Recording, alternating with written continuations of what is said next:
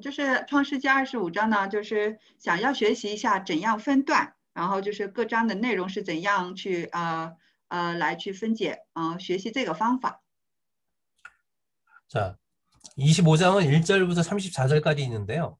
우리가 이제 미리 단락을 나누지 않고 읽어가면서 이제 우리가 이제 여기서 단락을 끊으면 좋겠다 결정을 하고 나서 단락을 나누겠습니다. 25章一共是34节那我们就不提前分段，就是我们一边就是每节每节读的时候，然后我们就是来决定可能到这个部分到这一节分为一段比较合适这个我们一起来分一下。 이렇게 하는 이유는 뭐냐면 우리가 육하원칙을 아무리 해도요. 이 본문의 내용이 파악되지 않고 육하원칙을 하게 되니까 그 내용을 우리가 바로 찾지를 못하는 것 같아요. 그래서 이렇게 내용 파악을 위해서 이렇게 지금 우리가 단락을 나누는 겁니다. 就是我们可能在之前用六合原则来去分析这个就是本文的时候呢，可能我们在还不熟悉本文的前提下，即使我把这个六合都找出来，可能对这个本文整体的内容还不会有一个很熟悉的，所以现在呢就是想要去找熟悉这个本文先。 자, 그래서 우리 첫 번째 단락을 찾기 위해서 우리가 1절부터 우리가 정리하면서 우리가 어떤 내용이 있는지 한번 요약 정리를 한번 해보겠습니다. 为了就是来看第一段，那么首先1到12节里面，我们在每一节我们去边概括边去找。 자, 1절을 보게 되면 1절은 아브라함이 후처를 맞이했는데 그 이름이 구두라라고 하고 있습니다. 在第一节说亚伯拉罕又娶了一妻，名叫基土拉。 자, 그리고 2절을 읽어보니까 2절은 구두라가 낳은 아들에 대해서 기록하고 있어요. 那么看2节的话，就是知道是基土拉他生的儿子们。 그리고 3절은 그 구두라가 낳았던 아들들이 낳은 그러니까 구두라의 손자들에 대해서 기록하고 있습니다. 那第3节呢，就是他的儿子们在生的孩子，也就是基土拉的孙子。 그리고 5절을 봤더니 또 5절은 아브라함이 이삭에게 자기의 소유를 주는 이야기가 나와요. 那我们在看5节的时候就说了，亚伯拉罕把他一切所有的都给了以撒。 자, 1절부터 4절까지는 구두라하고 깊은 연관이 있는 그런 말씀들이에요. 那么我们这样看到的时候，1到4节，那这些内容都是跟这个基土拉有关系的。 그래서 보면 이제 5절은 다른 좀 이야기가 전개되기 때문에 1절부터 4절까지를 정리를 하고 나서 우리가 다시 5절부터 보겠습니다. 那么所以1到4节为一个内容，那么先把它整理出来，然后再往5节往后看。 자, 이렇게 이제 우리가 내용을 봤으면 이렇게 요약 정리를 했으면 좋겠어요. 就是我们可以就是在读这个每节的时候呢，就是对每节做一个这种概括。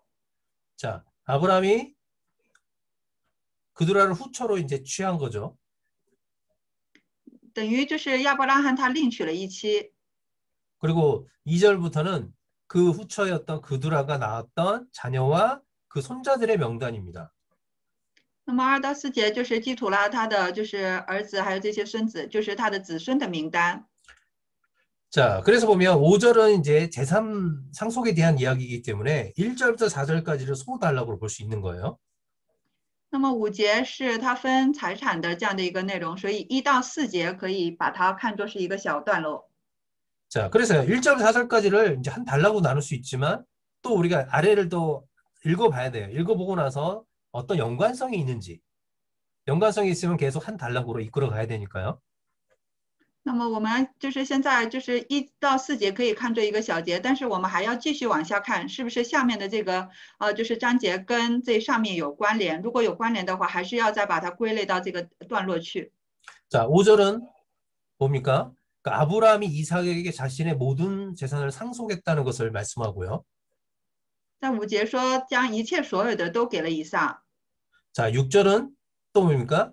그 서자들, 그들을 통해서 나왔던 자손들에게도 일부를 상속하고 그들을 뭡니까? 멀리 동쪽, 동방의 나라로, 동쪽으로 내보냈다고. 그죠? 보낸 그 사건에 대해 기록하고 있어요. 那么第6节呢，就是亚伯拉罕把一些就是财产分给了他庶出的这些儿子，然后把他们打发往东方去了。 자, 이제 아직 6절을 보니까 6절도 이 그드로하고 또 연결된 이야기가 지금 이어지고 있는 거죠. 那么看6节，它这个内容还是跟基图拉的，就是有关联的。 그죠? 그래서 정리를 해보겠습니다, 여기도. 那么在这里也再整理一下。 자, 보니까, 그래서 이제 소단락으로 나누는 것은, 자, 1절부터 4절까지를 소단락으로 나눌 수 있고, 또 5절에서 6절까지를 소단락으로 나눠서 볼 수 있었습니다. 那么刚刚我们可以把1到4节翻成一个，就是分为一个小段落；5到6节又可以分成一个小段落。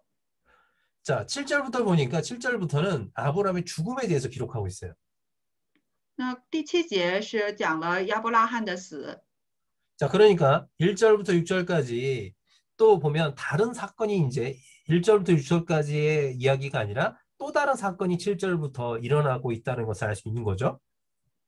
那么看就是7节往后呢，就是跟1到6节有点不一样，就是其他的一个事情了。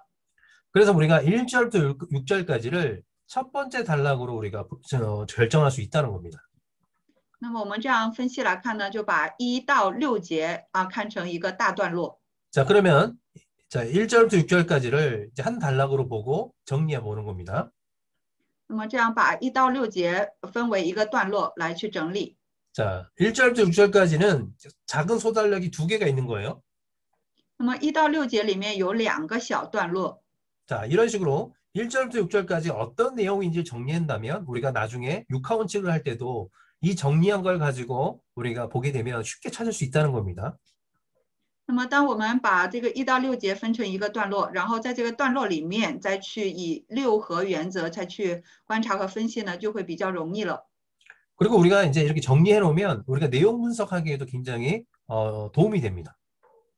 那么我们这样整理之后，就是对我们分析内容也很有帮助。 저희 맨날 여러분 대거 찾아줘서 이렇게 주니까 여러분 너무 쉽죠. 아, 이렇게 정리되면. 근데 이렇게 우리가 직접 찾아서 이렇게 단락을 나누고 정리하게 되면 여러분 모든 성경이 여러분 쉽게 연구가 되고요. 그 내용을 파악하는 데 굉장히 큰 도움이 된다는 겁니다. 那么在这之前的时候，就是老师就是这样早给我们，已经都把它概括给我们，那我们是容易。可是呢，我们自己却没有掌握这样的一个技能，所以在我们去找了，然后整理了，就是分成段了。那么这个就是会帮助我们去看到这个圣经，就是去看其他圣经的时候，也能够学习到这样的方式来学习。 자, 그럼 1절부터 6절까지는 아브라함이 후처 그두라를 취했고 그두라가 낳은 자손들에 대해서 기록하고 있습니다. 那我们1到6节是亚伯拉罕另娶一妻，然后基土拉的子孙和亚伯拉罕财产继承的内容。 그리고 아브라함이 그러니까 죽기 전까지 어떻습니까? 그 재산을 어떻게 상속했는지까지 기록하고 있는 거예요. 那么看到亚伯拉罕就是在他死之前，就是他这个财产是怎样继承的。 그래서 이 본문을 통해서 이따가 우리가 또 깊게 관찰할 게 굉장히 많아요. 那么也在之后我们去通过这个本文需要观察的部分也挺多的。 자, 그거는 조금 이따 하고요. 那么这个部分呢，我们等一下再来做。 자, 그래서 첫 번째 단락을 1절부터 6절까지 해서 정하겠습니다. 那么所以呢，在这个本文当中，1到6节为一段。 자, 그러면 이제 7절부터 두 번째 단락을 찾기 위해 7절부터 우리가 한번 내용을 정리하고 요약해 보겠습니다. 那么为了找第二段，从7到18节呢，再去内容概括一下。 자, 7절, 8절은 아브라함의 죽음에 대해서 기록하고 있습니다. 那么7节8节是讲关于亚伯拉罕死的内容。 자, 7절은 아브라함이 175세에 죽게 되었다는 것을 얘기하고요. 那么7节是说亚伯拉罕是年175岁的时候死了。 자, 8절은 뭐냐면 그의 죽음이 어떤 사고나 사건이 아니라 늙어서 자연스럽게 편하게 죽음을 맞이했다는 것을 8절에 기록하고 있습니다. 那么8节呢，就是讲亚伯拉罕他并不是遇到什么事故或疾病什么这样去世，而是他是年纪老迈，就是自然而然就是气绝而死的。 자, 그래서 이거를 우리가 내용 파악을 했어요. 요약을 했잖아요. 그래서 이거를 간단하게 정리를 해도 되고요. 아니면 조금 더 길게 정리를 해도 상관없어요. 那么我们刚刚就是这样口头去整理了，就是概括了一些内容嘛。那我们可以长一点，也可以短一点。 그죠? 그러니까 아브라함이 늙어서 기운이 새어서 죽었다. 이거는 이제 뭐 나이가 많고 늙어서 기운이 새서 죽었다. 이거는 뭐냐면 자연스럽게 늙어서 노화해서 죽었다는 거잖아요. 그래서 편하게 죽었다는 것을 얘기하는 거니까 이런 부분도 적어놔도 좋겠죠. 那就是在8节里面说亚伯拉罕寿高年迈气绝而死，那这就说明他是很自然的啊，就是到了那个年龄已经有这么高了啊，他自然而然的死去了，也就是他平安的去世了的意思。我们可以把这些内容也可以记下来。 자, 이제 9절과 10절은 어떤 내용입니까? 那么看9节和10节是什么内容呢？ 자, 9절과 10절은 자, 그의 아들들인 이삭과 이스마엘이 어떻습니까? 아브라함을 장사한 내용이에요. 那么9节是亚伯拉罕的儿子们来去埋葬他的内容。 자, 보면 9절에서는 정확하게 어디에 장사했는지까지 기록하고 있습니다. 에브론의 밭을 사서 막벨라 굴에 장사했다고 기록하고 있고요. 我们知道就是把亚伯拉罕具体埋葬在什么地方，也就是在以弗伦手里买下来的这个麦比拉洞里面把它埋葬了。 그리고 10절은 뭡니까? 아브라함이 장사된 그곳의 장소가 어디인지 어떻게 구입했는지에 대해서 그 장소에 대해서 다시 한번 소개하고 있다는 것입니다. 那么在10节呢，再次说了这块田是在哪个位置，然后是怎样得来的就是对那个地方说的详细的说明。 자, 정리하면 어떻게 되죠? 那整理一下， 자, 이삭과 이스마엘이 아브라함을 막벨라 굴에 장사를 함. 네, 이렇게 정리하면 되겠죠? 那么我就可以简单的整理说，以撒和以实玛利把亚伯拉罕埋葬在麦比拉洞里。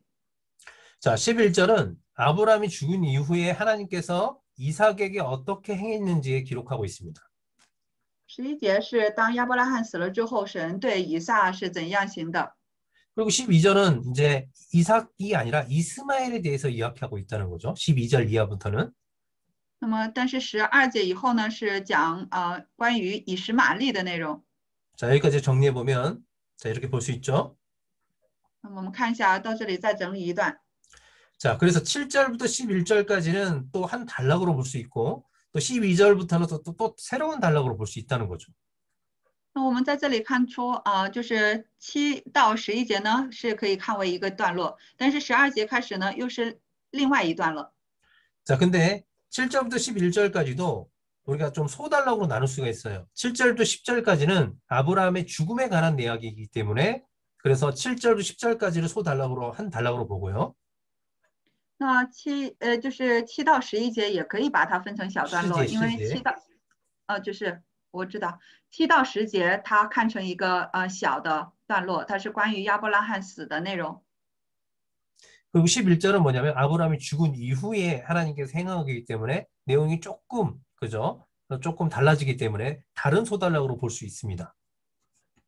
那么10节呢，它又是另外一个就是死后怎样做的，所以呢把它看作另外一个小段。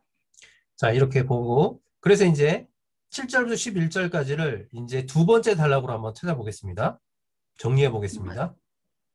那么就把7节到11节呢，我们把它分为第二个大段。 자, 보면 자, 어때요? 자, 7절부터 11절까지 그리고 작은 소단락이 두 개가 또 있는 거죠. 那么7到11节呢，里面有2个小的段落。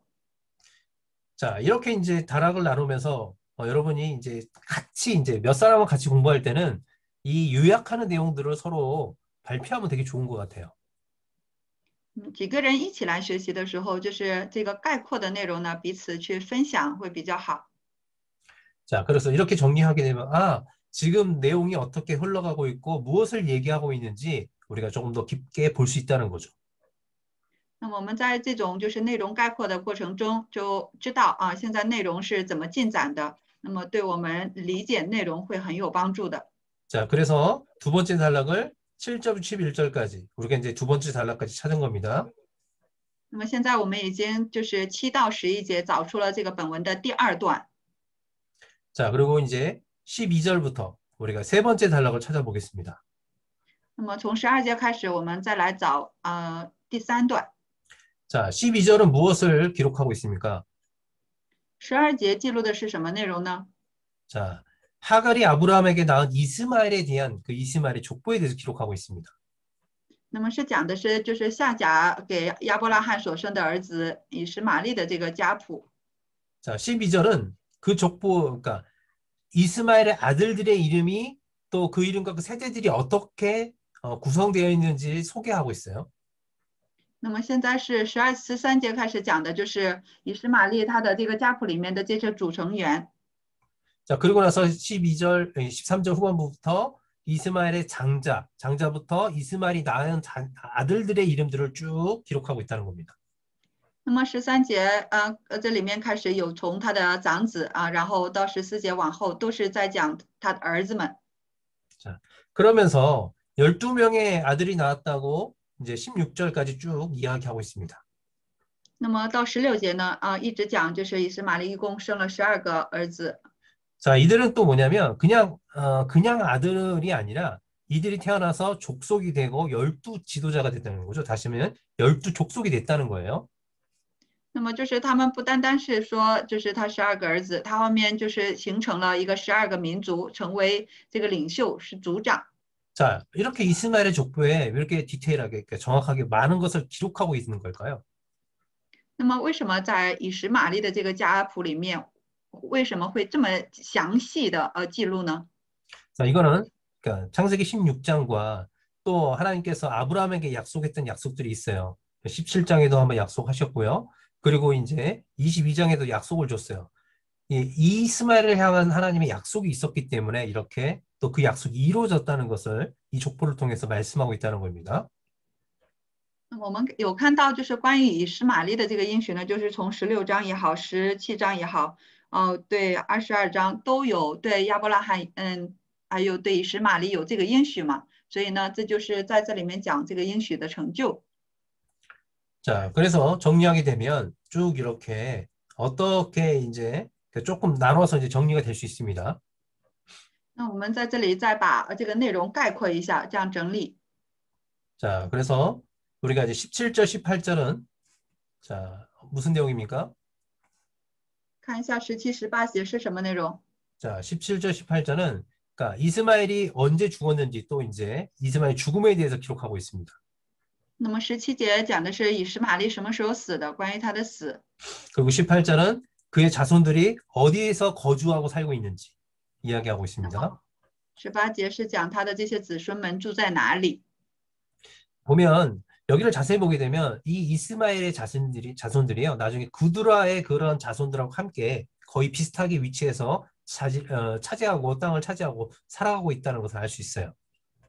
那么如果我们后面看到的话，就是以实玛利他们所居住的这些地呢，就是跟那个基土拉的这些后裔所居住的地方是很相近的。 우리가 보면 여기서 18절을 보게 되면 18절에 나오는 아수르라는 나라가 나오죠. 아수르.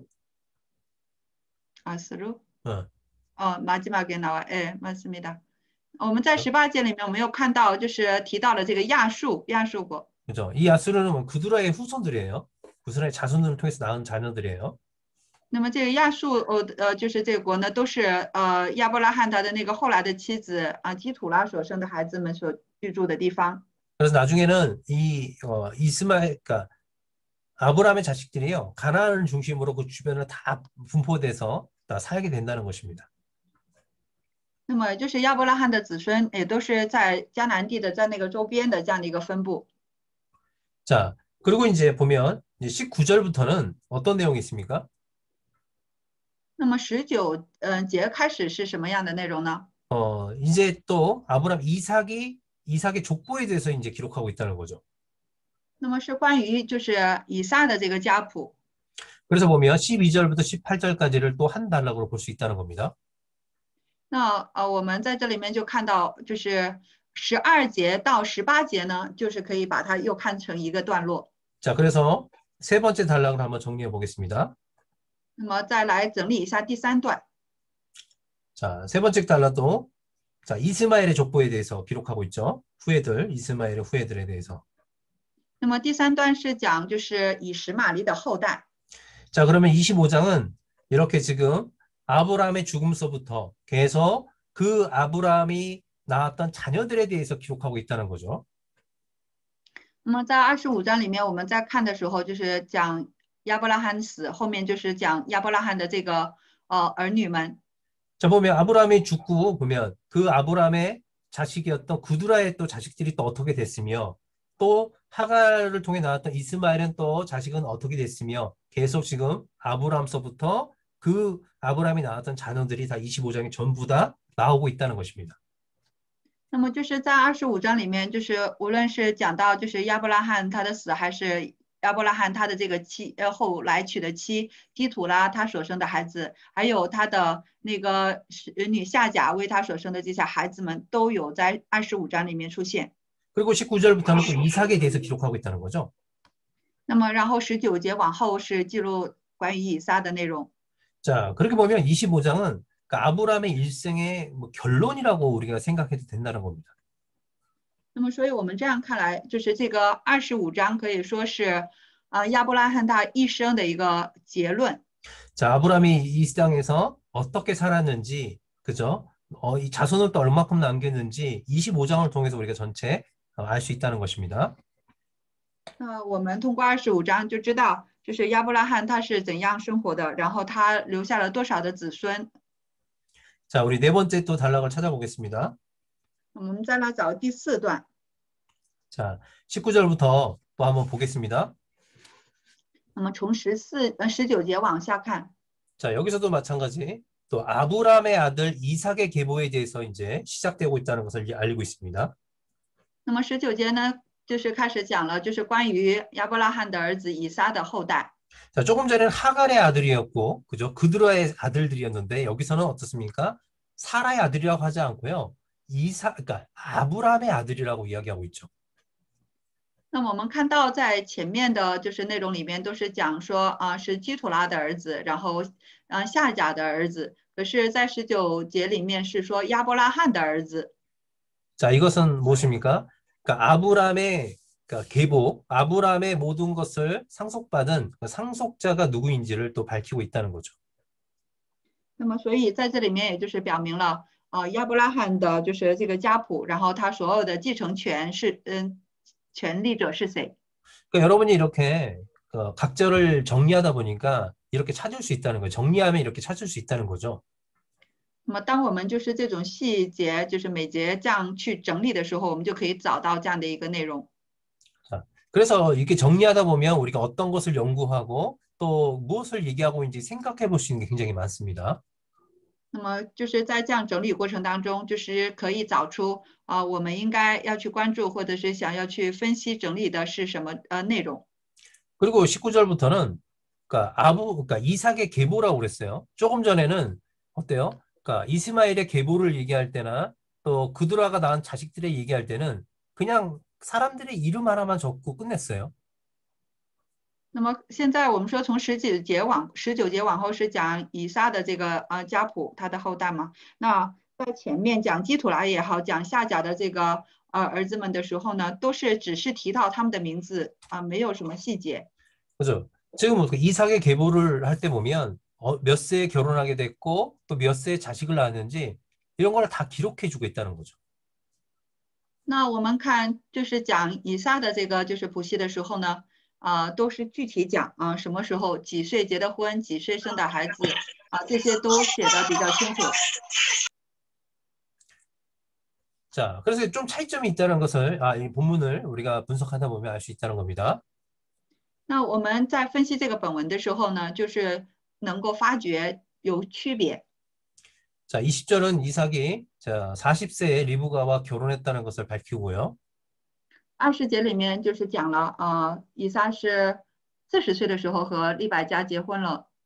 그리고 21절은 이삭이 리브가와 결혼했지만 리브가가 임신하지 못하자 하나님께 기도했고 하나님께서 그 기도를 듣고 리브가가 잉태하게 되었다는 사실에 대해서 이야기하고 있습니다. 那么21节呢，虽然说以撒和利百加结婚却不能生育，所以以撒为他祈求神，神应允他，就让利百加怀孕了。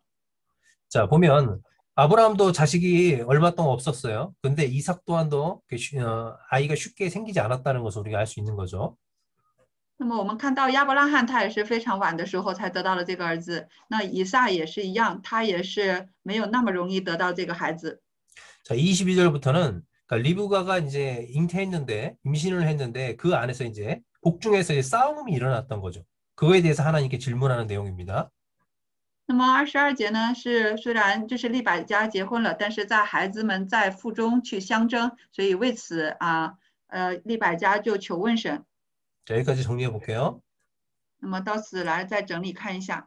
자, 이런 식으로 우리가 한번 읽고 나서 정리했던 것을 기록하면서 요약을 하다 보면 이렇게 정리가 될 것입니다. 那么我们就是边读边去整理的时候，那我们就可以用就是再把它整理概括，就是这个样子了。 22절은 그러니까 리브가가 하나님께 묻는 거였잖아요. 질문하는 거였고, 그러면 23절은 무엇이겠습니까? 하나님께서 리브가에게 이야기해 주는 내용입니다. 那么到22节的时候是利百加去求问什么？那23节是什么？也就是神对他的一个回应。 그리고 24절은 무엇입니까? 24절부터 우리가 아래를 보게 26절까지는 자, 리브가가 이제 아이를 그러니까 출산하는 거에 대해서 기록하고 있다는 거죠.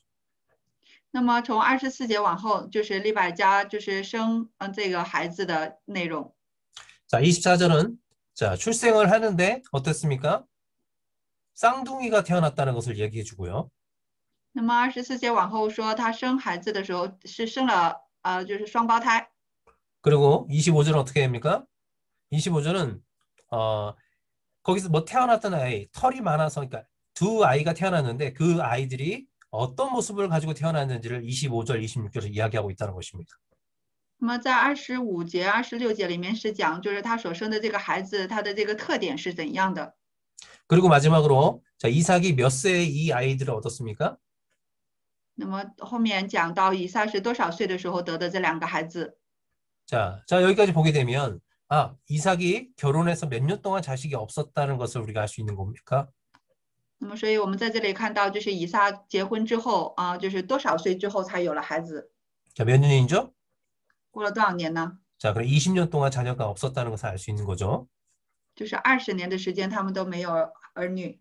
자, 27절부터는 자, 그러니까 에서와 야곱이 장성한 이후의 모습입니다.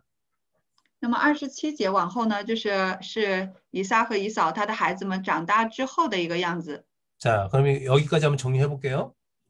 那我们到这里再整理看一下。 자, 그래서 우리가 간단히 알 수 있는 방법으로 우리가 좀 이렇게 요약을 해 놓으면 우리가 다음에 내용 분석할 때나 우리가 육하원칙을 또 관찰할 때 굉장히 큰 도움이 될 것입니다.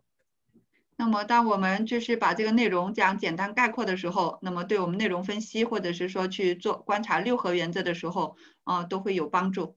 자, 그래서 여러분 이미 제가 답을 달아서 여러분에게 주지만 여러분은 다른 선생님하고 나눌 때는 답을 적어주지 말고요. 같이 찾아서 요약해서 같이 함께 적어가는 게 되게 좋을 것 같습니다.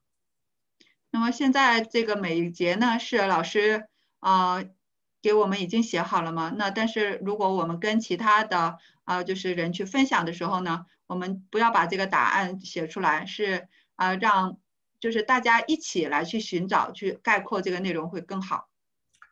자, 보게 25장 19절에서 26절까지는 한 단락으로 볼 수 있어요. 그리고 나서 그 안에는 또 사건들이 굉장히 쪼개져 있다는 것을 알 수 있어요. 那我们看可以把19到26节呢，可以把它分成一个大段落，但是在这里面有很多小的这样的一个分段。 그죠? 그리고 19절에는 그러니까 이삭의 계보라고 얘기했어요. 그러니까 아브라함의 아들 이삭의 계보라고 얘기해줬고 20절은 또 결혼에 대한 이야기죠. 那么我们看到就是19节呢是讲说就是亚伯拉罕这个谱系的开始，然后呢20节是讲他结婚，以撒与利百加结婚。 그 보니까 19절에서 26절까지는 이삭에 대한 이야기인데 어떻습니까? 굉장히 작은 사건들이 많이 있다는 거죠. 那么从19节往后呢，都是关于以撒的内容。那么在这个当中有很多这些小的内容、小的信儿。 그래서 6개 소그룹으로 나눌 수 있다는 겁니다. 那么在这里面分成了6个小段。 자, 됐죠? 여러분 어렵지 않죠?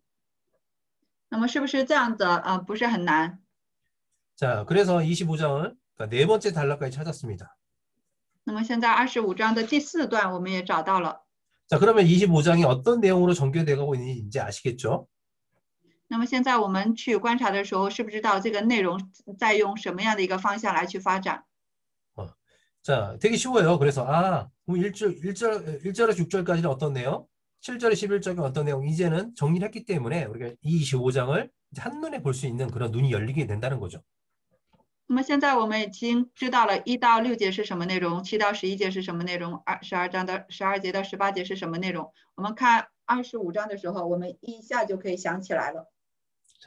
자, 마지막 이제 27절부터 단락을 또 우리 찾아보겠습니다. 那么再往后，从27节再找段落。 자, 27절은 에서와 야곱이 성장했다는 것을 기록하고 있습니다. 那么27节看到这记录的是那个他的孩子们长大了。 자, 에서는 어떻게 성장했습니까? 자, 사냥꾼으로서 익숙한 사냥꾼으로 성장했다는 것을 기록하고 있고요. 那我们看到就是以扫他长大怎样，他是善于打猎的。 야곱은 조용한 사람으로 성장했다는 거죠. 那么但是雅各他长大就成为非常安静的人。 자, 그리고 28절은 그러니까 이삭과 리브가가 어떻습니까? 이 자식들을 편애하고 있다는 거예요. 서로 편애하고 있다는 것을 말씀해 주고 있습니다. 那么看28节呢，就是以撒和利百加他们2个人对自己的儿女都各自有偏爱的。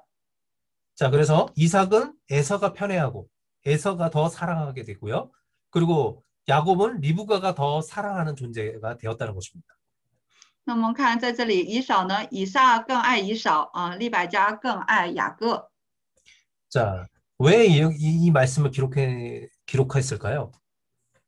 那么为什么要记录这个内容呢？ 자, 편애한다는 것은 뭡니까? 더 사랑한다는 거잖아요. 如果说我们说偏爱的话呢，就是更爱的意思，爱的多。 자, 이삭은 에서를 왜 사랑했을까요? 那么以撒为什么更爱以扫呢？ 장자였기 때문에. 是因为是长子， 그래서 자기의 모든 기업을 이어받을 자라고 생각했기 때문에 더 그를 사랑했고요. 那么他肯定想这个是将来要承受自己产业的，所以呢就更爱他。 그러니까 리브가는 왜 야곱을 더 사랑했을까요? 那么利百加他为什么却更爱雅各呢？ 자기 엄마를 더 많이 도와주는 그런 착한 애라고 해서 우리가 더 사랑했을까요? 那么是不是因为就是雅各更多的去帮助他的妈妈，所以善良，所以去更爱他呢？ 아니죠. 그러니까 하나님의 언약이 약속이 있었기 때문이죠. 하나님의 예언의 말씀이 있었기 때문에 더 야곱을 더 생각하고 야곱을 더 사랑하게 되었던 거죠. 那么就是因为有神的这个预言所以他会更加的爱这个雅各。 자, 이렇게 정리하면 27절과 28절을 이렇게 간단히 정리할 수도 있고요. 조금 더 세부적으로 나눠서 정리할 수도 있습니다. 那么我们看27、28节，可以这样简单的概括，也可以再细化的来去概括，也可以的整理。 자, 29절부터는 어떤 내용입니까? 那么从29节开始是什么内容呢？ 그러니까 이 야곱이 팥죽으로 장자의 명분을 이제 사게 되는 그런 사건을 이제 기록하고 있습니다. 那么记录的是用那个红豆汤，就是买这个长子的名分。 그러니까 29절부터 34절까지는 그러니까 한 날에 있었던 어떤 사건을 이야기하는 거죠. 那么29节到34节呢，都是在这个一天里面发生的，某一天里面发生的事件。 자, 그래서 또 29절부터 우리가 읽으면서 정리하게 되면 이렇게 정리할 수 있습니다. 那么就是29节往下一起整理的话可以这样整理。 자, 정리하게 되면 자, 이렇게 정리가 되면 어떻습니까? 그러니까 27절부터 34절까지도 마지막 단락, 5번째 단락으로 우리가 볼 수 있다는 것입니다. 那么这样分析来，结果就是27到34节可以把它看作一段。 자, 여기도 마찬가지로 소단락이 이렇게 3개 정도 나옵니다. 那我们看在这里面，就是这一段里面也可以分成3个小段落。 자, 이렇게 정리하게 되면 여러분 이제 우리가 25장을 이제 한눈에 이제 볼 수 있는 거죠. 那么这样整理完之后，我们看25章呢，就是一目了然。 자, 이렇게 이제 한눈에 볼 수 있어야지만 어떻습니까? 이제 우리가 관찰하는데 용이하다는 거죠. 쉽다는 거죠. 那我们这样整理之后啊，我们再去观察内容呢，就会更容易了。 자, 그래서 이제 이렇게 내용 단락이 나눠지고 나서 우리는 이제 각 단락을 6하원칙으로 이제 보는 것을 이제 다시 하겠습니다. 那么我们分过段，那么再来去用6和原则来去观察一下。 자, 각 단락을 가지고 할 거예요. 옛날에는 우리가 몇 절 몇 절 나눴는데 몇 절을 나누지 않고요. 하나의 그냥 단락을 통째로 이제 6하원칙으로 보는 것을 계속 연습할 겁니다. 那么在前面的时候呢，我们都是两小节、几小节这样子来去观察6和的嘛。现在呢，就是把整个一个大的段落看成一个文章，就是来去观察6和。 자, 그래서 조금 뭐 복잡할 수도 있어요. 그러나 우리가 이제 복잡하면 복잡한 대로 또 간단하면 간단한 대로 우리가 뭐 6하원칙을 찾아보겠습니다. 那么我们现在呢，就是有的可能就是简单，有的可能去复杂。我们不管它简单与复杂，就我们都来去每段来去观察一下。 자, 1절부터 6절까지를 6하원칙으로 찾아보겠습니다. 那么首先1到6节用6和原则来找一下。 자, 1절에서 6절까지는 또 등장인물이 누가 나옵니까? 看1到6节里面都有哪些登场的人物？ 자, 중심이 되는 인물은 아브라함과 또 구두라라고 얘기할 수 있겠죠. 那么在这一段的本文当中，中心内容可以讲是亚伯拉罕和基土拉。 자, 아브라함이 어떤 일을 많이 행하고 있기 때문에 여기서 뭡니까? 누구를 아브라함으로 찾겠습니다. 那么因为在这段里面亚伯拉罕做的事情多，所以呢把何人定为亚伯拉罕。 자, 그리고 나서 여러분이 그러니까 언제 어디서를 찾다 보니까 조금 힘든 것 같아요. 그래서 먼저 뭘 찾냐면 무엇을 먼저 찾아주십시오. 那我们在这段里面找这个何时何地呢，好像有点难，所以呢先来找何事。 그러니까 아브라함이 무엇을 했는지에 대해서 찾으면 될 것 같아요. 那么我们要是能够找出就是亚伯拉罕做了何事就可以了。 자, 보면 여기 빨갛게 칠해놨죠. 아브라함이 어떤 일을 한 거에 대해서 저기 나온다는 거죠. 那么老师用红色的去打了呢，就是看到就是亚伯拉罕他所做的事情在这里面。 자, 무엇입니까? 아브라함이 그두라를 후처로 맞이했죠. 那么看，首先这是亚伯拉罕又娶了一妻，名叫基图拉。 그죠? 또 아브라함이 자기의 모든 소유를 이삭에게 주었죠. 상속했죠. 那么还有就是亚伯拉罕把他一切所有的都继承给了以撒。 그리고 또 6절은 뭐예요? 아브라함이 어때요? 다른 서자들에게 재산을 나눠주고 또 동방으로 떠나가게 했죠. 那么看到6节的时候，是亚伯拉罕把一部分的财产分给这个庶子，然后呢，把他们打发往东方去了。 자, 그러면 이렇게 세 가지로 무엇을 나눌 수 있어요? 那么在这里我们可以看到，把这个合适分成这3个。 자, 그래서 이 세 가지를 다 먼저 찾아놓고 이 세 가지에 맞게끔 각자 이 나머지 6하원칙을 적용해서 찾아보는 겁니다. 那么在这里面把这个合适找出来之后呢，对应这个3个合适，然后再找其他的这个6和原则就好了。 자, 그래서 어떻게? 자, 이렇게 첫 번째, 자, 아브라함이 구두라를 후처로 맞이했습니다. 那么看是亚伯拉罕又娶了一妻基图拉， 자, 언제? 是何时呢？ 자, 언제입니까? 모르죠, 何 우리가. 时我们不清楚。 자, 잘 몰라요. 그래서 이 부분은 나오지가 않았어요. 그래서 어떻게 해요? 나중에 연구해 봐야 되겠죠. 那么这个部分在本文里面是没有明确写的，所以我们需要研究一下。 자, 어디서 구두라를 후처로 얻었습니까? 那么在何地他娶了这个基图拉呢？ 자, 잘 모릅니다. 那么也不知道。 그러나 헤브론에서 죽었어요. 그래서 헤브론이라고 우리는 예측할 수 있다는 거죠. 那么因为他是死在希伯伦，所以呢，我们可以推测一下是不是在希伯伦？ 자, 어떻게? 如何？ 모르겠죠. 후처로 얻었는데 어떻게 얻었는지 모르겠어요. 那么虽然他另娶了一妻，但是怎么娶的并不知道。 왜? 为何？ 자, 왜라는 것도 주장이 굉장히 많아요. 그러니까 사라가 죽어서 외로워서 사라가 죽고 외로워서 就是为何呢？是因为撒拉死了吗？因为撒拉死了，然后他才孤独。 아니 또 어떤 사람은 그 당시에 부인을 여러 명 두는 문화가 있었기 때문에라고 얘기하는 사람도 있어요. 那么也有些人说，因为在当时的时候都是可以娶好几个妻子，所以这样。 자, 이렇게 이제 찾아갈 수 있는 거죠. 그다음에 그 다음 걸 보죠. 그다음에 뭡니까? 아브라함이 이삭에게 자기의 모든 소유를 주었어요.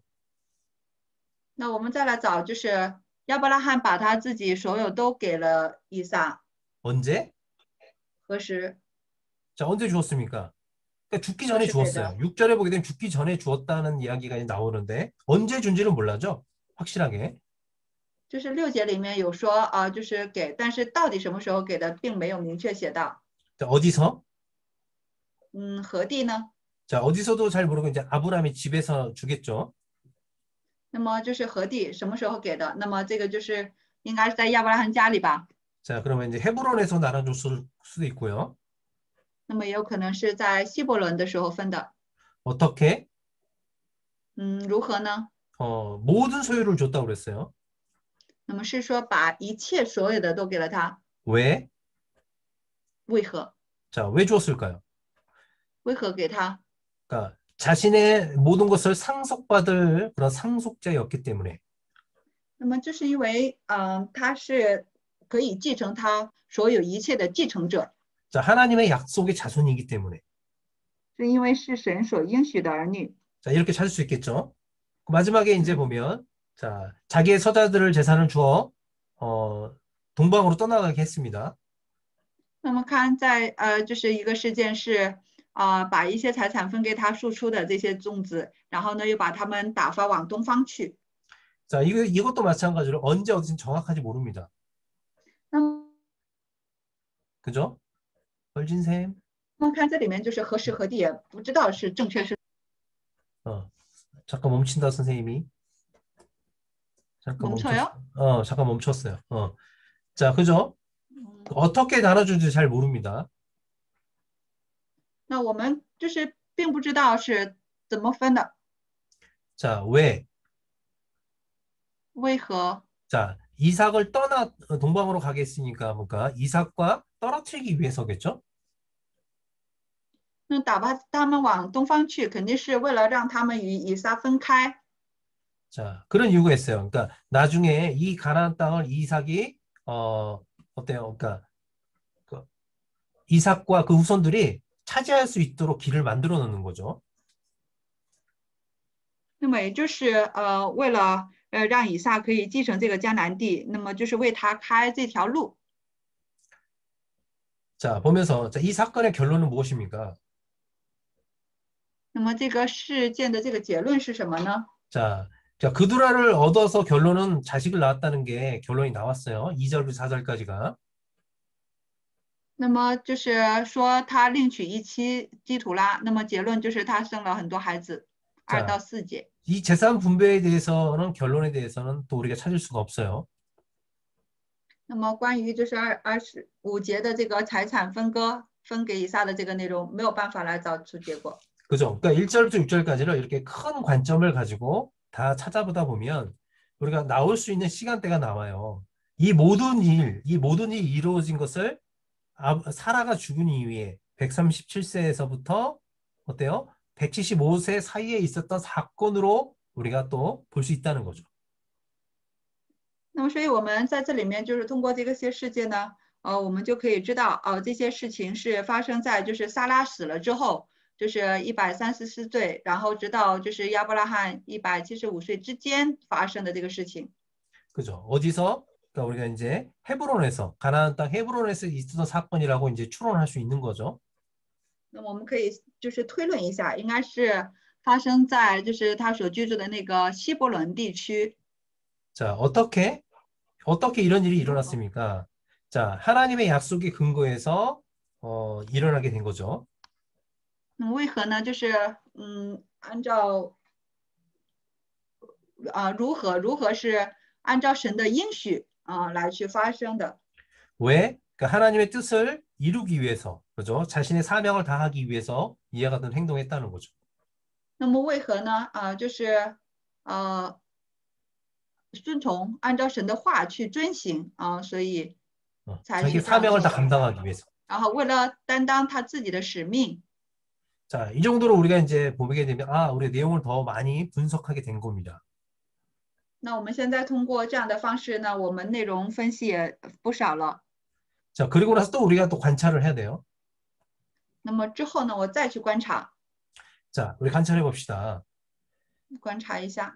저는 이제 이 앞에 1절을 보면서 아브라함이 언제 왜 후처를 맞이했을까라는 고민이 생겼었어요. 就是老师就是在想就是到底何时什么时候娶了这个妻子基图拉？ 자, 여러분은 아까 전에 제가 얘기한 것처럼 사라가 죽은 이후에 아브라함이 그들을 후처로 맞이했다. 이 말에 동의합니까? 那么大家是否同意刚刚老师说是撒拉死了之后才娶了这个妻子基图拉？同意吗？ 자, 어떤 학자들은 아브라함이 이삭을 낳고 나서 뭔가 사라가 죽기 전에 이 후처를 맞이했을 것이다. 이렇게 주장하는 사람도 있어요. 因为也有学者来主张，就是不是以撒出生之后，那么后面就迎娶了这个，就是在撒拉死之前就娶了这另一妻。 그러니까 아브라함이 100세 이후에 다시 사라 말고 이제 후처를 얻어서 자녀를 생산했을 것이다. 왜 그러냐면 아브라함이 137세에 사라가 죽어요. 137세 이후에 이렇게 6명의 자녀를 낳을 수 있었을까라는 의문이 있었기 때문이죠. 那么就是有些学者就是说100岁之后呢，亚伯拉罕就是娶了这个后边的妻，因为这个原因就是如果说是撒拉死了之后137岁往后再去娶妻子，那能够生出这6个儿女吗？有疑问。 자, 왜냐면 아브라함의 17장에서 아브라함이 그리고 자기 늙어서 이제 생산할 수 없다고 이제 아브라함도 이야기를 했기 때문에 사라와 자신은 그런 생산의 능력이 없다고 했기 때문에 그죠? 없었다가 다시 이삭을 낳고 나서 생산이 생겨서 그때서부터 다시 자녀를 낳을 수 있었다. 이렇게 주장하는 사람이 있었습니다. 就是因为在亚伯拉罕他那个就是以前他才告白的时候，他不是说自己年老了，自己不能生孩子吗？那现在就是他100岁的时候生了以撒，那就是因为他有生育的能力了。后面他娶这个妻子，然后生了这些孩子，就是这样的一个主张。 그리고 또 이제 어거스틴이나 다른 많은 학자들은 또 어떻게 주장하냐면 사라가 죽은 이후에 그드라를 후처로 맞이했다라고 주장합니다. 那么就是还有奥古斯丁他们这些学者就是他们主张的就是撒拉死了之后才娶了这个妻子。 왜냐하면 사라가 살았을 때는 이 하갈을 통해서 굉장히 집안에 많은 문제들이 일어났었어요. 那么我们看到就是那个就是撒拉が있을 때 하갈을 낳았을 때. 就是因为那时候娶夏甲的时候，不是在家里面发生了很多这种纷争嘛？ 그죠? 그러니까 하갈을 후처로 얻었을 때도 하갈이 임신하면서 가정에 문제가 생겼었고.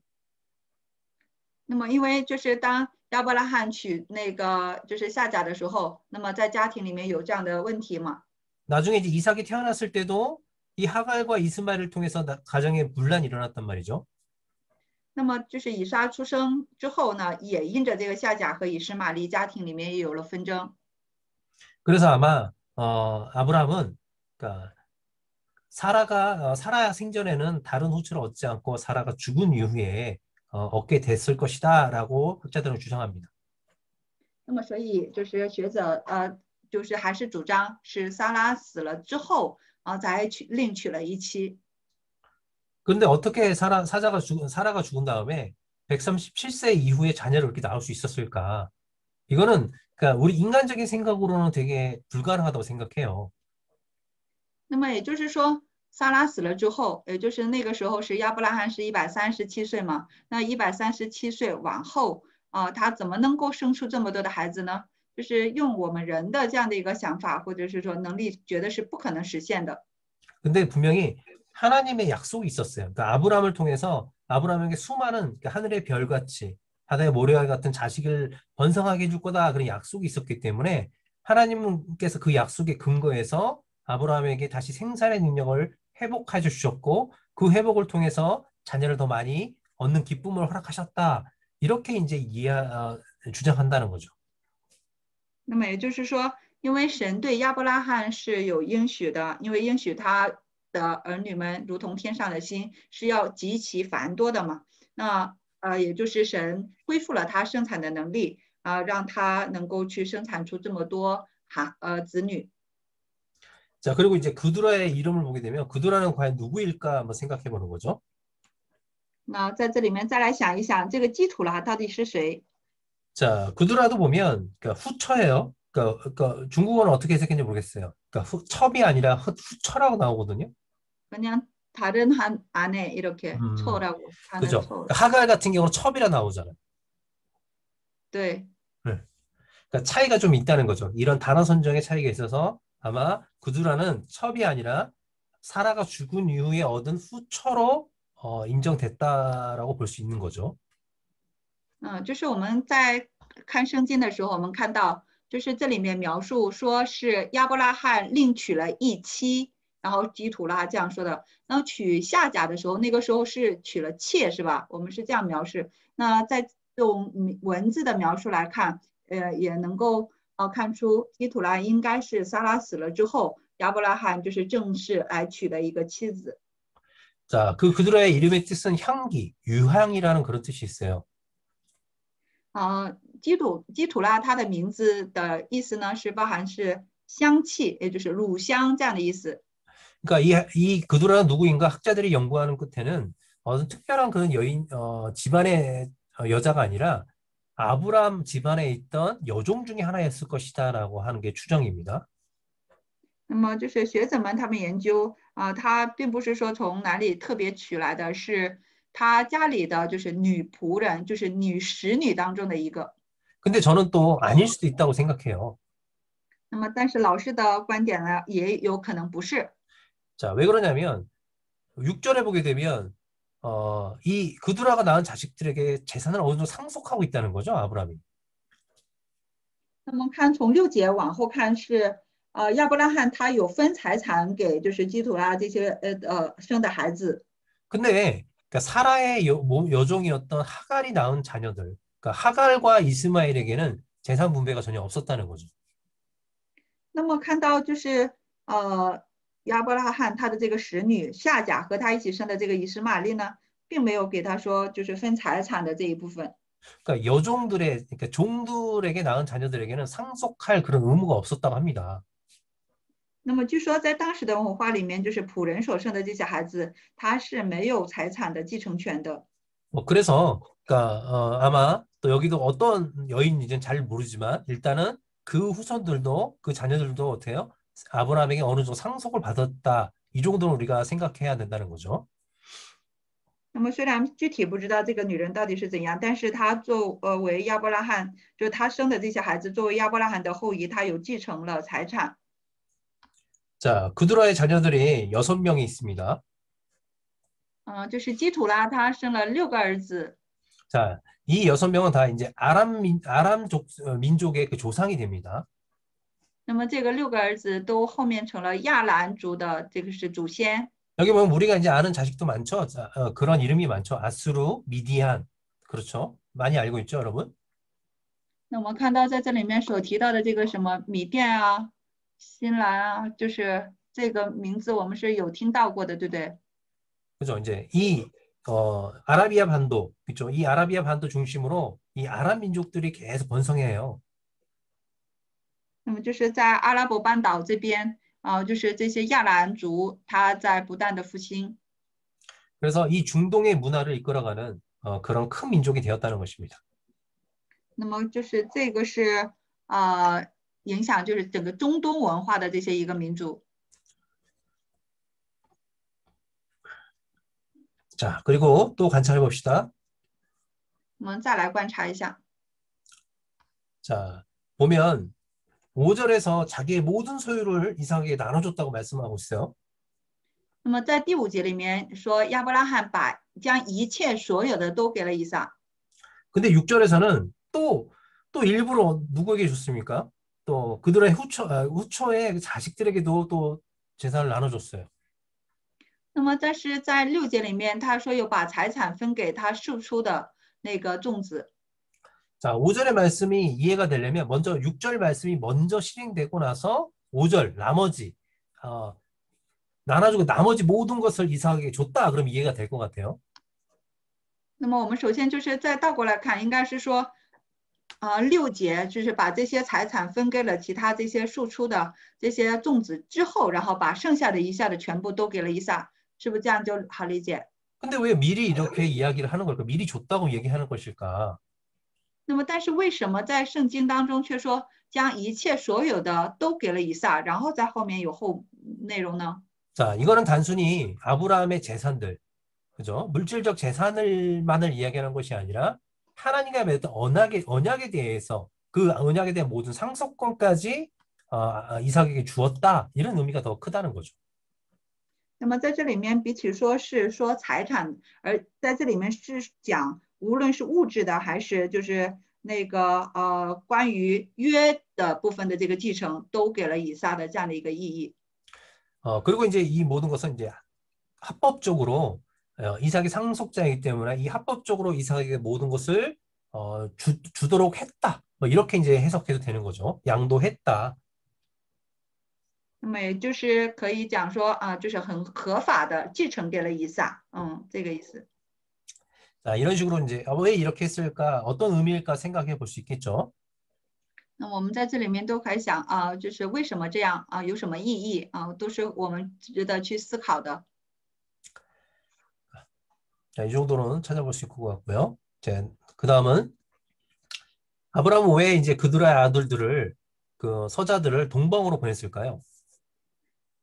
再来想一想，就是亚伯拉罕他为什么要把这些庶出的这些种子打发到东方去呢？ 자, 동방이라는 것은 그러니까 이 팔레스타인 땅의 동쪽 땅을 얘기하는 거예요. 동쪽.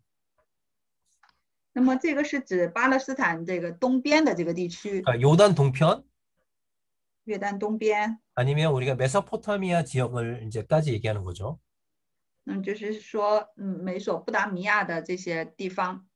자, 여기서 이제 동방으로 보냈다라고 했지만 원어적으로 보게 되면 추방했다는 이런 뜻이 있다고 합니다. 我们在这里面说就是打发他们往东方去，其实是说好像是叫추방이라고 하면 추방. 쫓아내버렸다. 이런 식이죠. 有点像赶出去了这样的意思。 왜냐하면 지금 현재 나중에 이제 이 자손들과 또 이삭과의 마찰이 있을 것 같아서 미리미리 어떻습니까? 멀리 떠나보냈다는 거죠. 那这是为了防止将来这些子孙们和以撒之间有这样的一个摩擦，所以呢，就是提前把他们打发走了。 그러니까 우리는 여기서 이제 간단하게 그냥 보냈다라고 얘기하지만 어때요? 그러니까 원문상에 쫓아보냈다고 했던 것이 조금 더 와닿는 게 뭐냐면 나중에 7절 이하에서 아브라함이 죽은 다음에 이 그두라의 아들들이 왔다는 이야기는 없어요. 那么就是为什么说把他们赶出去了更为恰当呢？就是因为当就是亚伯拉罕死了之后，并没有提到说基图拉的这些孩子们来了。 자, 이스마엘은 왔어요. 이 헤브론 땅 아래쪽에 살고 있었기 때문에 남쪽에 살고 있기 때문에 이스마엘은 왔지만 그두라의 아들들이 왔다는 기록은 전혀 없다는 겁니다. 那么说就是生活在希伯伦南边的就是以实玛利是来了，但是并没有提到说基图拉的儿子们来了。 자, 그러면 우리가 어떻게 생각할 수 있냐면 이 그두라의 아들들이 멀리 갔던가 아니면 이 아버지에게 쫓겨나가서 기분이 상해서 아버지에게 다시 오지 않았다. 그죠? 죽었을 때 이렇게 우리가 또 생각해 볼 수 있다는 거죠. 那么我们可以在这里面想，要么就是那个基图拉的这些儿子被亚伯拉罕打发到很远的地方去了，或者是说是因为把他们赶出去了，他们怀恨在心，他们没有来。反正这个是我们可以去想一想的。 나중에 이제 보게 되면 전부 다 보면 이 가나안 땅 중심으로 이제 이 그들의 후손들이 살고 있죠. 우리가 아는 시내산 옆쪽 오른쪽 동편에가 미디안 땅이라는 게 또 있고요. 미디안. 米甸， 시낸산 동쪽에. 就是在西乃山的东边，就是有就是米甸这样的一个国家，他们都是围绕着这个迦南地的这样周边来生活的。 그죠? 그리고 보면 위에 이제 아수르라는 나라는 옛날에 나중에 이 이스라엘 북이스라엘을 멸망시키는 나라이고요. 那么在这里面还有提到就是亚述这个国，就是后面是使北以色列灭亡的这个国。 자, 아무튼 이 아브람은 이 자식들을 멀리 떠나보냄으로써 이삭이 이 땅을 편하게 차지할 수 있도록, 편하게 약속의 땅을 차지할 수 있도록 아브람은 그런 일을 행했다는 것입니다. 那就是我们看这些分析之后呢，就看到就是亚伯拉罕是为了以撒，他可以顺利的继承到神所应许的这个地，所以他做出了这些行为。 자, 보면 아브람은 이 6절까지 봐도 죽기 전까지 어떻습니까? 단호하게 이삭을 위해서 어떤 일을 계속 행하고 있다는 것을 우리가 볼 수 있었습니다. 那么在6节里面，我们就可以知道，就是在他死之前，那么他是非常就是坚决的就是比较果断的处理了，就是有关跟以撒的这些有关系的，为着以撒做将来的做的打算。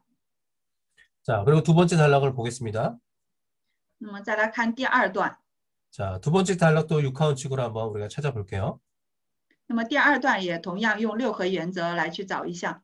자, 여기서도 아브라함이 이제 등장을 많이 하기 때문에 또 우리가 아브라함이 그러니까 누구를 아브라함으로 잡으면 좋을 것 같아요. 那么看在这里面还是亚伯拉罕提的比较多，在何人呢，就把亚伯拉罕定为何人， 그죠? 언제? 何时。 자, 보면 이제 무엇을 먼저 찾아도 좋아요. 그러니까 아브라함이 여기서 무엇을 했습니까? 那么可以先找这个何事，那就是亚伯拉罕在这里面做了什么事？ 자, 죽어 자기 열조에게 돌아갔다. 就是他死了，归到他列祖那里。 그죠? 언제? 何时呢？ 자, 175세에 175岁。 어디서? 何地？ 자, 그거는 사라가 23장에 사라가 죽었던 곳이 헤브론이기 때문에 그죠? 살았던 곳이 헤브론이라고 할 수 있겠죠. 那就是因为撒拉死后埋葬的地方是希伯伦地区，那么所以这个亚伯拉罕他同样也是在希伯伦。 자, 어떻게 죽었습니까? 他是如何死的？ 자, 늙어서 나이가 많이 들어서 기운이 쇠약해서 죽었습니다. 那么是寿高年迈，气绝而死。 자, 왜? 为何？ 왜 죽었습니까? 为什么死了？ 그러니까 왜가 이제 나이가 많이 들어서 죽었다는 게 되게 좋군요. 그러니까 어떻게 죽었는가? 열조에게 돌아갔다. 그러니까 죽어서 돌아갔다. 어떻게? 죽어서 열조에게 돌아갔다.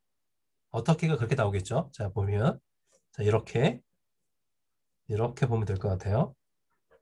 我们来看一下，就是这个如何和为何啊？如何他应该是死了嘛？那为何死的？是因为年纪老迈了嘛？对不对？死了。 그죠? 여기서 이거를 보면 무엇을 보면 열조로 돌아갔다. 이게 이제 맞겠죠. 어떻게? 죽어서 열조로 돌아갔다. 왜? 늙어서 죽어서 열조로 돌아갔다. 이렇게 이제 풀어야지만 육하원칙이 될 것 같습니다. 那么在这里面就是这个何事是归到他列祖那里。那如何呢？就是因为他死了。为何？是因为他年纪老迈。就是这样的话，就是符合六合原则。 그래서 죽은 다음에 결론은 뭡니까? 그러니까 이삭과 이스마엘이 어땠습니까? 막벨라굴에 장사했다. 이게 이제 결론이 되겠죠. 那结论呢，就是当他死了之后，就是以撒和以实玛利把他埋葬在麦比拉洞。 자, 그리고 이제 보면 이제 관찰을 또 들어가야 될 것 같아요. 那我们再来观察一下， 자, 아브라함이 몇 살에 죽었습니까? 亚伯拉罕是多少岁的时候死的？ 자, 175세에 죽었죠. 175岁的时候死了。 자, 사라가 몇 살에 죽었습니까? 撒拉是什么时候死的？ 자, 사라가 127세에 죽었습니다. 是127岁的时候死了。 그러니까 사라가 죽은 이후에 몇 년 동안 혼자 살았습니까? 那么这样，亚伯拉罕、撒拉死了之后，一个人生活了多长时间？ 자, 38년이겠죠. 那么就是38年。 자, 그런데 38년 동안 어떻게 했어요? 우리가 아는 그두라를 후처로 얻어서 자녀를 6을 생산했을 것이다 라고 추론하는 거죠. 那么，所以我们刚刚有在推测，就是在这38年里面，他娶了一个就是另外一个妻子基土拉，然后生了6个孩子。 그럼 여기서 또 질문 하나 드리겠습니다. 아브라함이 가나안 땅에서 몇 년 동안 살았습니까? 那么在这里面再问大家一个问题，这样亚伯拉罕在迦南地到底生活了多久？ 자, 창세기 12장에 아브라함이 가나안 땅에 들어올 때가 75세였어요. 那么在创世纪的12章，亚伯拉罕进入迦南地的时候是年75岁。 자, 그러면 이제 지금 몇 살에 죽었습니까? 那现在亚伯拉罕多少岁的时候死了？ 자, 175세에 죽었죠. 175岁死了。 그래서 아브라함이 가나안 땅에 살았던 기간은 딱 100년이 되는 겁니다. 那么这样亚伯拉罕在迦南地生活的时间就是刚好是100年。 자, 그는 어떻게 죽었습니까? 他是怎么死的？ 자, 기운이 세여서 죽었다는 거죠. 나이가 들어서 기운이 세여서 죽었다는 겁니다. 那么就是年纪老迈了，然后气绝而死。 자, 만족할 만큼 자기가 살 수 있는 만큼 살고 누리고 죽었다는 것을 얘기하는 것입니다. 对，就是他已经活的就是非常满足了，然后就是已经活到那个岁数了，然后死去。 자, 그렇다면 또 죽은 다음에 아브라함은 어디에 가게 된 것입니까? 어디로 돌아갔다고 얘기하고 있죠? 他死后归到哪里？ 그죠? 그냥 막벨라굴에 묻혔다고 얘기하지 않고요. 죽어 자기 열조에게 돌아갔다라고 표현하고 있다는 거죠. 那么在这里面并没有只是简单说他死后被埋在那个麦比拉洞里，而是说他归到列祖那里。 그죠? 그러니까 원래는 그 당시에 그러니까 열조에게 돌아갔다 표현하는 것은 자기 가족들이 묻힌 공동묘지에 묻혔다 이런 의미예요, 원래는. 那说归到他列祖，那其实就是说把他埋葬在就是他家族的这种家族坟地里面这样的意思。 자, 열조에게 돌아갔다. 이거는 뭐냐면, 그러니까 다시 뭡니까? 그 믿음의 조상들을 다시 만나는 곳. 다시 말하면 천국의 그런 어떤 내세관을 표현하는 그런 글이라고 우리는 얘기할 수 있다는 거죠. 没走上。那么在这里面可能就是有预表一个意思，就是就是信心的祖先们所去到的那个地方，就是天国的这样的一个预表。 자, 우리가 보면 창세기 11장에 보게 되면, 그러니까 그 노아의 셈의 족보가 있죠. 노아의 우리가 첫째 아들의 족보가 있잖아요. 那么在创世纪11章里面有提到那个闪的家谱。 자, 셈은 그러니까 믿음의 자손들이죠. 조상이죠. 那么看到就是闪的这个后裔呢，都是信心的后裔。 그죠. 그리고 창세기 5장에 보면 이 셈이 낳기 전까지 노아까지의 족보가 또 있다는 거죠. 那么就是在创世纪5章里面呢，就是这个闪出生之前，就是挪亚的那个的家谱。 다시 말하면 지금 현재 믿음, 그러니까 조상에게, 그러니까 열조에게 돌아갔다 그런 것은 이 믿음에 따라서 어디예요? 믿음의 장소에 갔다 이런 표현이라는 것입니다. 那么所以就是在这里面说归到他列祖那里，也就是说归到他就是信心的这样的一个就是믿음의信心的这个祖先里面。 좀 쉽게 얘기하면 뭐냐면 쉽게 얘기하면 죽음이 끝이 아니라 또 다른 곳이 뭐가 있다는 것을 알고 지금 표현하고 있다는 거죠. 또 하나의 시작이었다 뭐 이렇게 표현하는 거죠. 那么所以在这里面应该是说不是以死来结束，那么也想表明还有另外一个开始这样的一个意思。 그래서 성도들은요 죽으면 끝이 아니라 돌아가서 이제 만날 사람이 있고 새로운 문화, 새롭게 시작하는 공간이 또 있다는 것을 기억해야 된다는 것입니다. 那么所以作为圣徒呢，就是死亡并不是结束，而是还有一个新的这个见面，也有个新的这样的一个盼望，一个新的文化的开始。 자, 그리고 아까 전에 제가 이제 얘기했던 것처럼 자, 이삭과 이스마엘은 아버지 죽음에 장례식에 참여했는데 그들의 아들들은 하나도 나오지 않았다는 거죠. 참석하지 않았다는 거죠. 왜 그랬을까요? 또 생각해 보자는 거였습니다. 那么所以前面也讲过，就是以撒和以实玛利有来去参与，就是就是亚伯拉罕的这个葬礼，可是基土拉的儿子们没有来，为什么？在哪里呢？ 자, 그래서 이제 일반적인 해석은 뭐냐면 멀리 동방으로 떠나버렸기 때문에 아버지 장례에 참여할 수 없게 되었다. 이렇게 기본적인 거고요. 那么首先我们可以想，也可能是因为把他们打发到东方去，太远了，所以他不能来参加自己父亲的葬礼。 반대로 이스마엘은 이제 서자이지만 어떻게 참여할 수 있었을까요? 那么但是以实玛利呢，他为什么也是庶子，为什么可以来参加这个葬礼呢？ 자, 이스마엘은 비록 서자였지만 또 그두라의 자식과 달리 장성한 자였기 때문에 어때요? 막강한 힘을 가지고 또 있었기 때문에 또 이렇게 아버지의 또 장래에 참여할 수 있는 그런 특권을 누리고 있다고 우리는 생각할 수 있다는 거죠. 那么还有就是以实玛利呢，他不同于基图拉的这些孩子们，他已经长成了，那他有某种力量，那么所以他也有这种特权的意思。 자, 아브라함이 지금 175세 죽었어요. 그럼 이스마엘은 몇 살일까요? 那我们来思考一下，亚伯拉罕是175岁死的，这个时候以实玛利多少岁？ 몇 살인가요? 多少岁？ 89세? 약 90세 多少 정도 岁？ 됐을 거예요. 그죠? 88. 89세. 그래요. 89岁， 89세 정도 돼요. 是89岁，是不是？ 그래서 약 90세 가까이 되는 노인이었기 때문에 아마 참여할 수 있었을 거라고 보는 겁니다. 那么就是他接近90岁的老人了，所以他可以参加。 그럼 이삭은 몇 살입니까?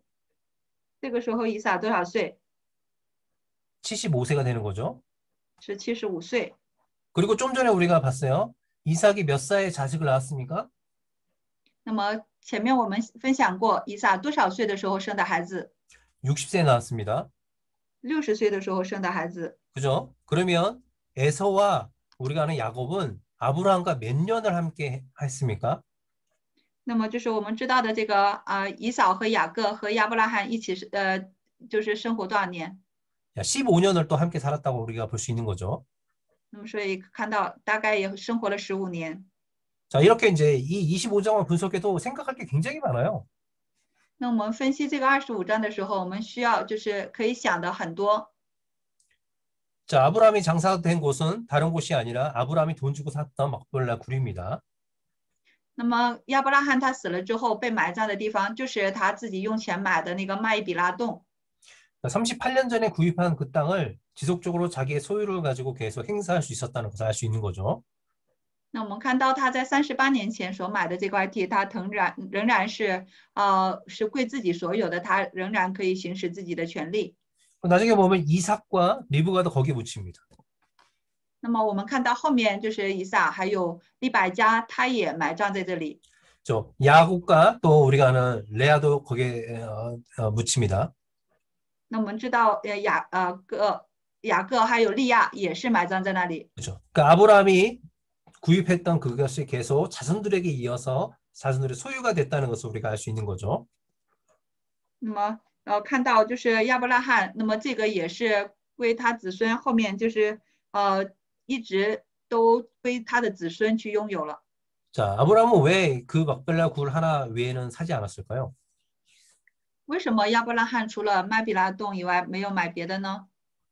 자, 하나님은 이 땅에 이제 아브라함에게 약속했던 건 뭐냐면 영원한 가나안 땅, 영원한 하나님이 주시는 영원한 기업이 있다는 것을 확신이 있었기 때문에 아브라함은 하나님의 말씀에 순종해서 400년이 지나야지만 얻을 수 있는 땅이라는 걸 알기 때문에 자신의 힘으로 그것을 얻으려고 하지 않았다는 거죠.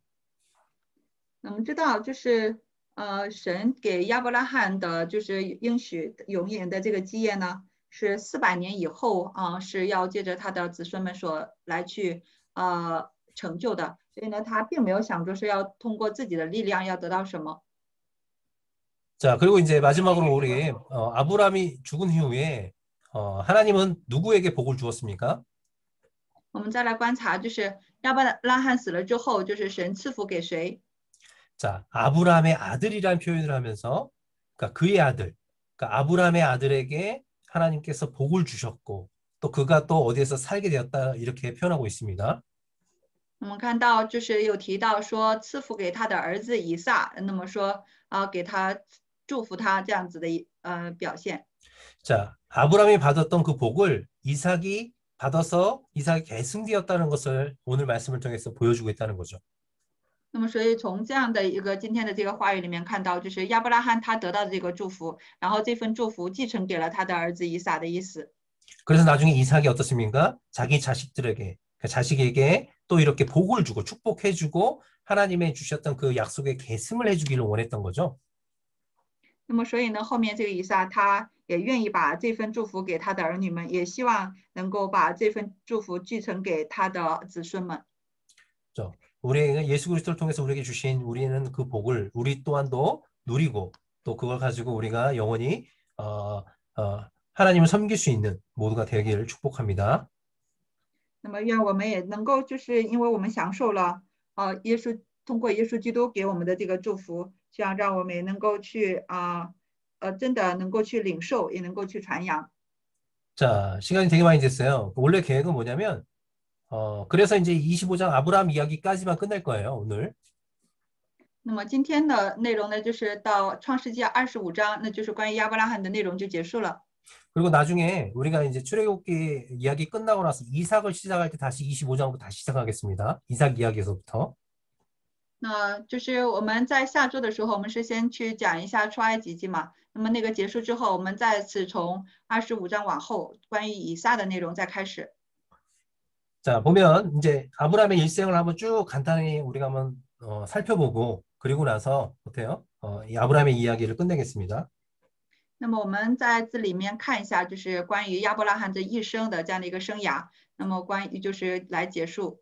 자, 우리가 성경에서 그러니까 아브라함의 중심으로 이야기나 창세기에서 아브라함의 중심으로 나오는 성경 말씀은 창세기 12장부터 25장까지예요. 那么在创世纪里面，就是以亚伯拉罕为中心来讲述的这个内容呢，是从创世纪的12章到25章。 자, 그러면 12장에서는 75세 시작했다가 25장은 175세에 끝납니다. 那么12章是从75岁开始，那么25章是到175岁结束。 자, 그래서 가나안 땅에서 100년 동안 우리가 살았다는 걸 알 수 있습니다. 那么我们可以来去下结论，就是亚伯拉罕在迦南地生活了100年。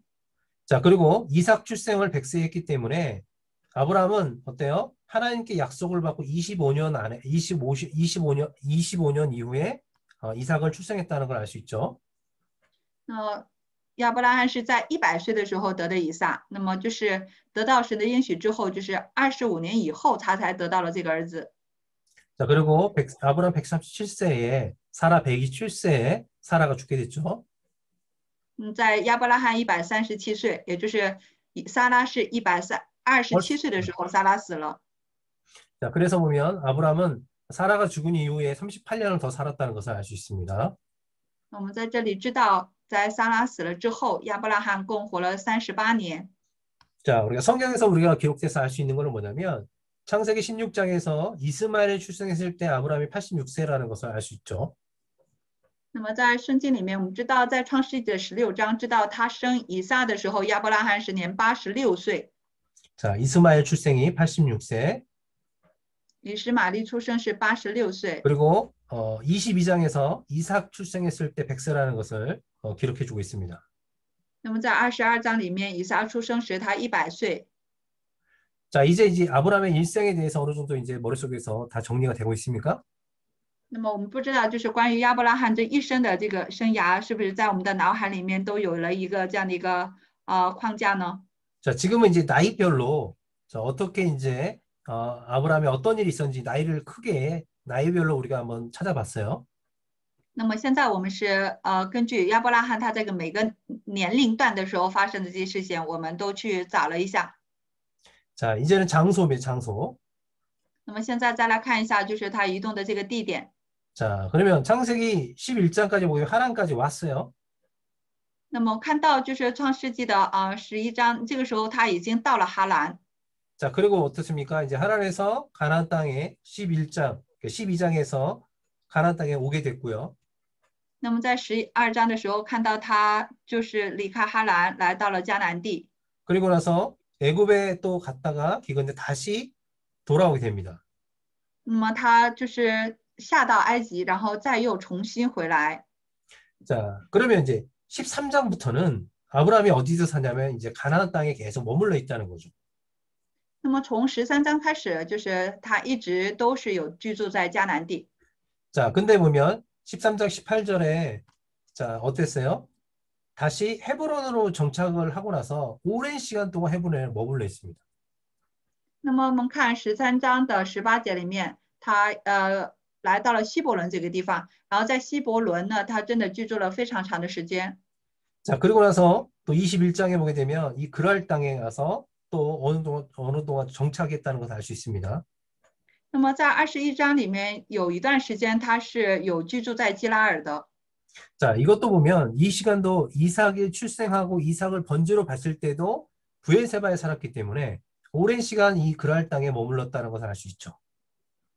那么我们看，就是从以撒的出生，以撒的成长，那么有很长一段时间他是在这个别是巴，所以在基拉尔生活了相当长的时间。 그러나 다시 이제 사라가 죽었을 때는 다시 헤브론에 정착하고 있다는 것을 알 수 있는 거죠. 那么当撒拉死的时候，那么就知道他已经又回到了这个希伯伦。 자, 아브라함은 보면 이 가나안 땅을 주신다고 해서 가나안 땅 전체를 돌아다니면서 살은 게 아니라 이 가나안 이 남방 지역에서 정착하고 살았다는 것입니다. 那么看到就是神应许把迦南地赐给他，但是他并没有就是整个迦南地他都有去转，而是只是生活在就是迦南地的南边。 그래서 여러분이 또 이 말씀을 가나안의 그러니까 아브라함의 일생을 보면서 이렇게 지역적인 것도 여러분이 좀 더 자세히 알았으면 좋겠습니다. 那么可以通过亚伯拉罕的这个一生，就是关于这个地区的我们也可以了解一下。 자, 그리고 이제 족보를 보게 되면 아브라함의 3명의 아내가 있었죠. 那我们看他的就是这个家谱，一共他有3个这个妻子。 자, 그렇죠. 사라를 통해서 이삭을 낳았고, 那么通过莎拉生了以撒， 자, 하갈을 통해서 이스마엘을 낳았고, 那么通过夏甲呢生下了以实玛利。 자, 그리고 그두라를 통해서 6명의 또 아들들을 낳았습니다. 那么通过基土拉生了就是6个儿子。 그래서 아브라함의 가계도도 우리가 또 기억할 수 있어요. 언제 어떻게 얻었는지, 어떤 사건들이 있었는지 아브라함에 있었던 이 사건들을 기억할 수 있어야 될 것입니다. 那么我们可以通过就是这样的一个就是结构来去看一下通过亚伯拉罕的这个家谱，什么时候何时生了哪些孩子，我们都可以知道。 우리가 이제 이렇게 아브라함의 이야기를 공부했으면 12장부터 우리가 25장까지 어떤 사건이 있었는지 쭉 우리는 이제 이야기할 수 있어야 돼요. 那么现在我们从创世纪的12章到25章都已经学习了关于亚伯拉罕的内容，那我们可以说出每个章节里面都讲述了哪些内容。 자, 13장에 어떤 일이 있었습니까? 那么在13章里面发生了什么事情？ 자, 롯과 헤어지죠. 是和罗德分开。 자, 그래서 자, 베델가이 사이에서 살던 아브라함이 어디로 헤브론으로 이주하게 되는 거죠. 那么原本是在伯特利和爱的中间居住的，他移动到了希伯伦。 자, 이거는 그러니까 동방의 4왕들이 소돔과 고모라를 쳐들어왔을 때 그 소돔과 고모라에 있던 롯이 붙잡아 감으로써 롯을 구하는 사건이 있죠. 那么看到东方的4王来去就是来攻打索多玛和摩拉的时候，因为在那城里面的罗德，他的侄儿罗德被掳去了。 그죠? 15장은 하나님의 횃불 언약이 있는 거죠. 那么在15章里面是有火把之约。 16장은 하갈을 통해 이스마엘을 출생하는 사건이고요. 那么16章是通过夏甲生以实玛利的。 17장은 할례 언약을 주셨던 사건이 있고요. 那么17章是有割礼之约的。 18장은 어땠어요? 사라에게 내년 이맘때에 자식이 태어날 거라고 하면서 집에 찾아왔어요. 3명이 찾아온 사건이 있었죠. 那么18章是告诉给撒拉应许，就是明年到了这个日期的时候，他必生一个孩子，是有3个人来找到他的家。 자, 아브라함의 간구를 하나님이 들으시고 소돔과 고모라에서 롯을 구출해 준 사건이 있는 거죠. 19장은. 那么在19章里面，就是有亚伯拉罕的，就是神听亚伯拉罕的祷告，然后在这当中有救出罗德的这样的一个内容。 자, 20장은 그랄 땅으로 이주해서 자신의 아내를 또 누이라고 했던 속였던 사건이 있고요. 那么20章里面，他是移居到基拉尔的时候，又有一个就是欺骗妻子为妹子的这样的一个事件。 21장에 이제 이삭이 출생하고 또 이스마엘을 쫓아내는 사건이 있었죠. 那么21章呢，是以撒的出生和把以实玛利赶出去的事件。 자, 그리고 22장은 이삭을 번제로 드리는 사건. 那么22章是将以撒献为燔祭的事件。 23장은 사라가 죽은 사건. 那么23章是撒拉去世了， 그래서 막벨라 굴을 구입했고요. 那么买了麦比拉洞。 자, 그리고는 자신의 종을 통해서 자기 친족에게 가서 리브가를 신부로 이삭의 신부로 얻어온 사건이 있죠. 那么24章是通过他的这个老仆人管家到自己的本族去给以撒娶那个妻子的内容。 자, 그리고 25장에 아브라함이 이제 구드라를 얻고 후처를 얻은 다음에 175세에 죽었다는 사건입니다. 那么25章就是他娶了另一个妻子基图拉，然后在175岁的时候死了。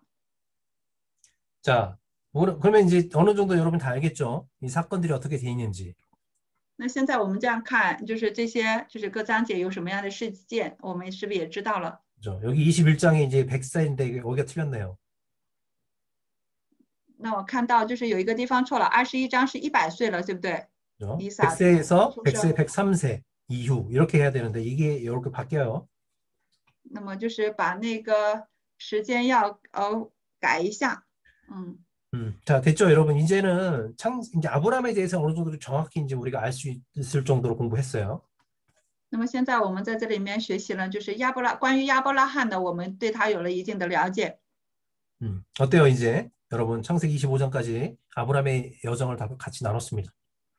那么到现在呢，我们都是讲了，就是关于到25章都是讲了亚伯拉罕的整个生涯。 그죠? 한 2, 3개월 됐죠, 우리가 만난 지 2개월 那么这 넘었죠. 样我们见面有2个多月了，是不是？ 그죠? 우리가 이제 창세기를 끝내려면 올해를 넘어야지 창세기가 끝나요. 如果我们想要结束创世纪，可能今年要过完了。 그런데 이게 이렇게 공부하고 나면 우리에게 정말 이 창세기는 절대 잊지 않는 그런 책이 될 것입니다. 那么如果我们通过这样的学习，肯定创世纪肯定是我们无法忘记的一个内容。 자, 그래서 또 궁금한 거 있으면 질문을 받고 우리 마치겠습니다.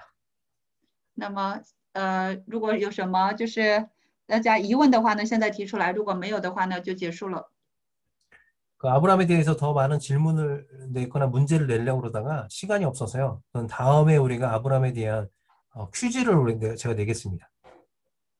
那么本来想还要提更多的一些问题的，但是呢没有多少时间。那下次老师会有一个那种那个问答题的这样一个形式来跟大家来分享。 시험 보겠습니다. 考试啊。 어때요? 오늘 이렇게 조금 힘들었는데 오늘도 처음이라서 이런 과정으로 하면 어때요? 얼지는 어땠어요? 저는 좋아요. 괜찮아요? 그러니까 똑같이 만들어 준 거예요. 그래서 그 뭐야, 네. 내용 분석이 중요하다는 게 거기서 내용 요약이 중요하죠. 네, 이번에는 알았어요. 아시겠죠? 네. 오케이. 자, 어때요? 그러니까 전에보다 이게 훨씬 더 내용을 알아가는데 풍성하지 않았나요? 맞아요. 단락 나누는 데는 이게 더 이제 도움이 되겠지. 방법을 아니까 어떻게 그렇죠. 하면서 연구해야 될지를. 그리고 서로 이제 요약하고 하다 보면 이게 공부가 돼서 이 본문을 절대 잊어버리지 않는 본문이 되는 거예요. 그냥 듣는 것이 아니라 참여해서 자기들이 그러니까 적는 거죠. 1절은 뭐, 2절은 뭐 이렇게 요약을 해서 여기는 어떻게 나누고 이렇게 해서 이제 계속 그걸 하다 보면 25장이나 이 각 장 공부하는 장을 절대 잊어버리지 않게 될 거예요. 그러니까 한번 물어보세요. 오늘 같은 방법은 공부하면 어떠냐고. 就是老师还是想提问一下，今天改变了一下，就是我们以往的那个学习方式嘛，大家觉得如何这种方式来学习？